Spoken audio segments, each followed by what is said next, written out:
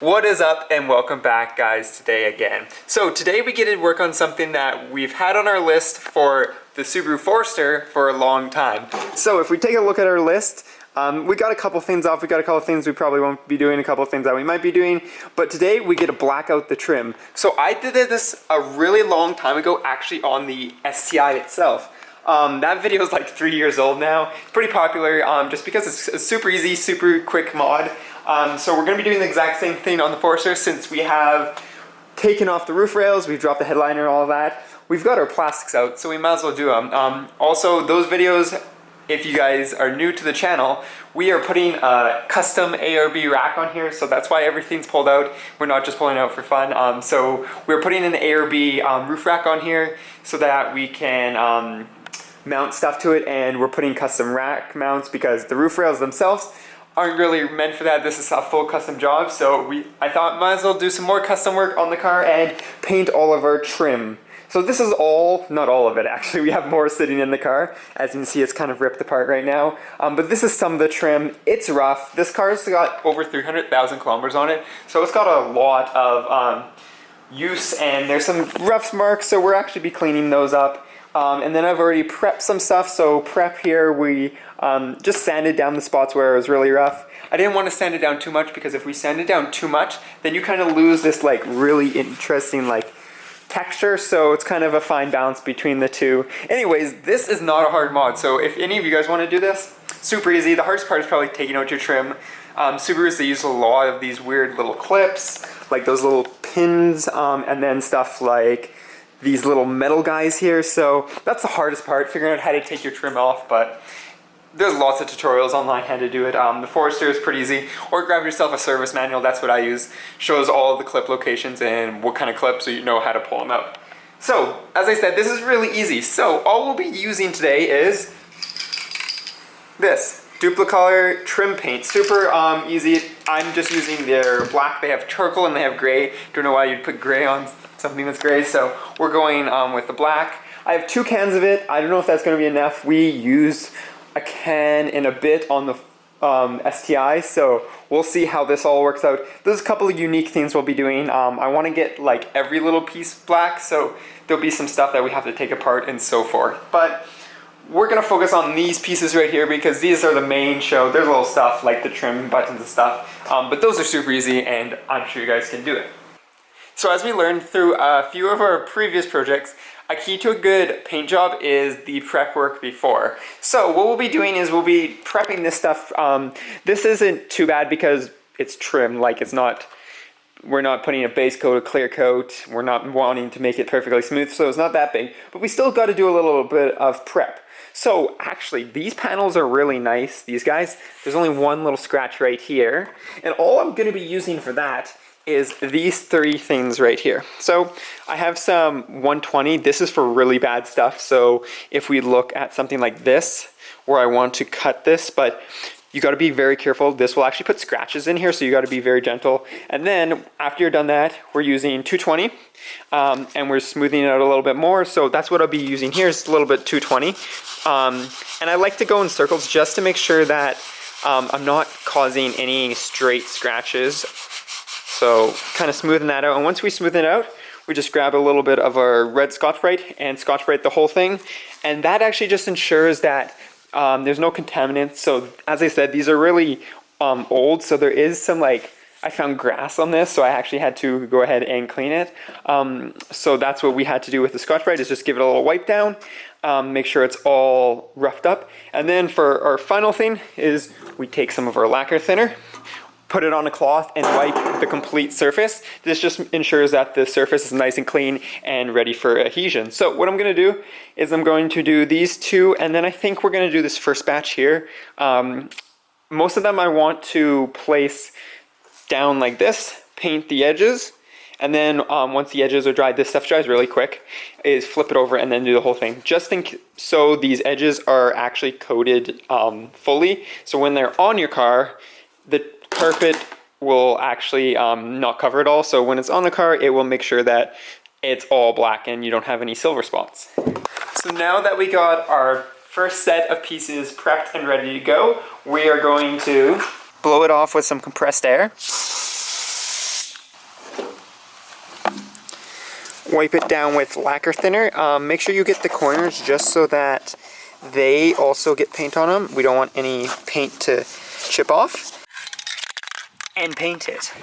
But first, let's actually figure out how to paint it. So this stuff, again, pretty much every paint you want to do light coats instead of heavy coats. So what we're going to do is they recommend 3 light coats, 10 minutes apart, and then allow to dry for half an hour.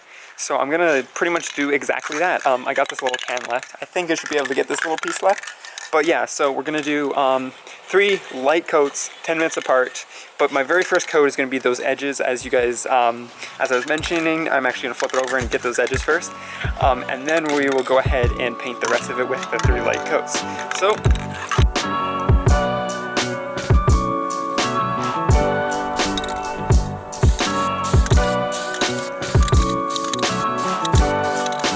Ryan, let's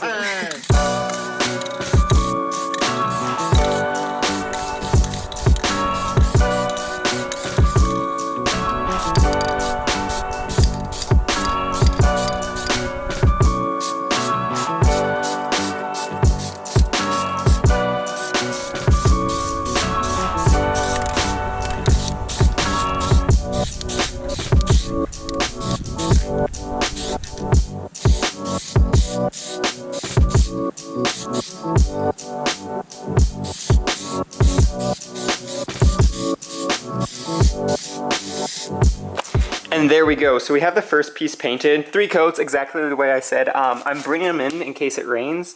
But as I said, the stuff dries extremely quickly. And it looks really good. I did get a little bit too much on one place, but you can't even tell anymore. This stuff is really forgivable paint. It's some of the best stuff. So now that we have one done, it's time to do the rest of them. So I'm going to do the rest of this coat, or the rest of this batch, so those. And then we'll see how it's coming along, see if it's raining, and all that fun stuff.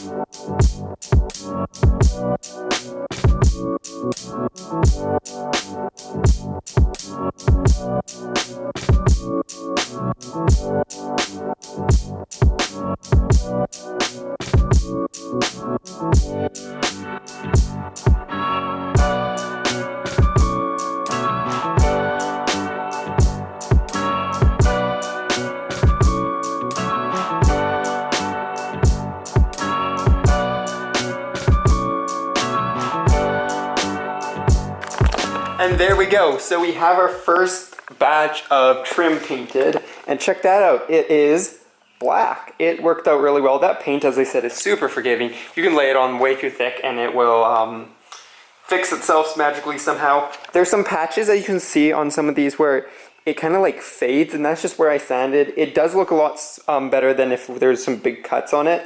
And I guess if you were to do this, you'd almost need like a heat press to kind of like re-texture it, but I mean, it's not that big of a deal. Once you get it in the car, especially the Forester with the tint, you're not even going to see the color, like the slight color differences. Like the biggest one is like right here, but other than that, that looks super good. It looks so good.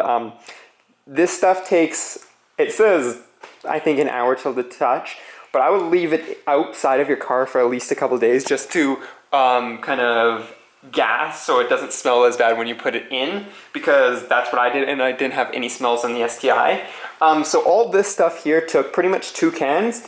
I have all that left. I think these almost take a full like half a can each, so 1 can. I need another 2 cans. I don't have another 2 cans, so we'll have to grab some more paint and continue on painting this. But as you've seen in the time lapse, the steps were all the same. What we did is we go ahead, wipe it down with our lacquer thinner, blow it off, and then we make sure to bring it over there, paint it, do the 3 coats, make sure we get all the edges, and then I do the edges first, so then we can set it down on there. But other than that, it's pretty basic paint, pretty easy to use, no clear, and all that fun stuff.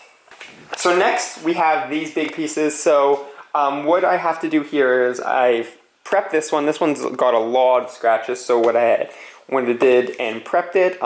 We got these prepped. I gotta clean, so what I'm doing is I'm cleaning the back of everything, of all these clips, to make sure that they're clean when they go in the car, because you have them out, you might as well clean them. So that's exactly what I'm doing. So it takes a little bit more work, but yeah, so we have the C pillars and the back windows, the A pillars and the B pillars, and then the little bit more trim here, and then these guys left. So maybe 3 cans of paint. Because after that, I'm not doing the sun visors because, well, those are fabric, but I'm gonna do the handles, because these handles are all hard plastic, so they can take trim paint and no one really uses them anyways. So we still got a lot of paint to go, but we've got our first batch done, so let's get some more paint and continue on painting.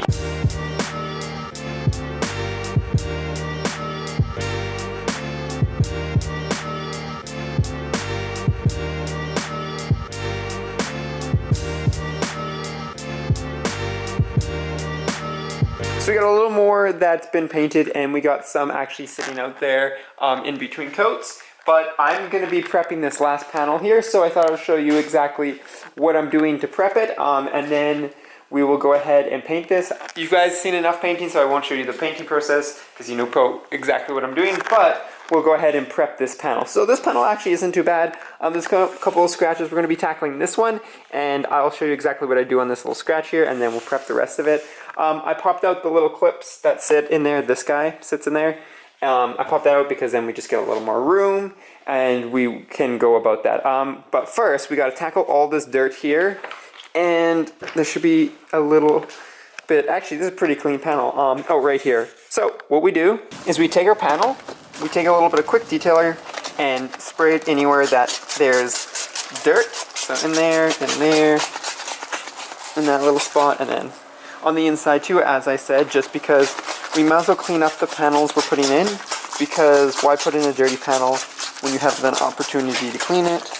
And then a little bit right here.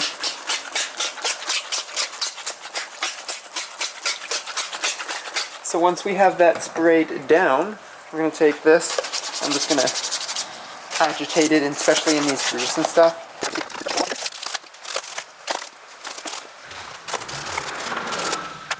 And then finally what we're going to do is we're going to take a cloth and just wipe all the stuff we cleaned off. And then we are good to go start prepping this little cut. So the first thing I do is check how deep it is. Since it is pretty deep, what we'll be using is, we're first going to be using the 120, and I'm just going to do nice gentle circles as you guys saw before. And just kind of take the superficial damage down a little bit, so then it's a little bit smoother, and not do that. I just put a nice scratch in there. Oh, I put 2 scratches in there. Got a work cut out for us there.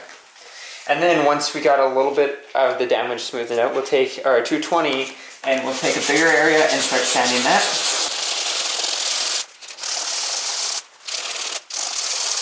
And then once we have that all smoothed out, we'll take some 800 grit and just do a nice little brush and clean that up. And then we'll just smoothen that out and get it looking good. So depending on how deep the cut is, you might have to sand for a while. This one is not too bad. You also don't want to make it smooth, because if you make it smooth, then you're taking out all the texture. And then finally we hit it with a little bit of red Scotch-Brite, just to get some of the dust off and remove any of the pieces still attached. After that, all you do is you Scotch-Brite the whole panel. So it kind of actually, when you Scotch-Brite it, removes all the shine that's on the panel before, and it also just gets it a little bit rougher so that the paint sticks better. And there you go, that's how you prep one of your panels for paint. And there we go, we have our last piece of trim all done and painted and curing. So in classic Alberta fashion, it's got windy, it's got cold, so we are done painting outside, which is good because we finished that last piece, but we're not all done. If you guys remember on the STI, there's one part that's actually really annoying that when you paint, you realize that it's not going to be black because it doesn't remove from the car. And that is this part of the seatbelt. So this part that actually is a safety feature doesn't get painted, right? Because it can't come off. You can't actually pull the actual seatbelt off of the car, which is crazy, which makes sense, I guess, because it's a part of it.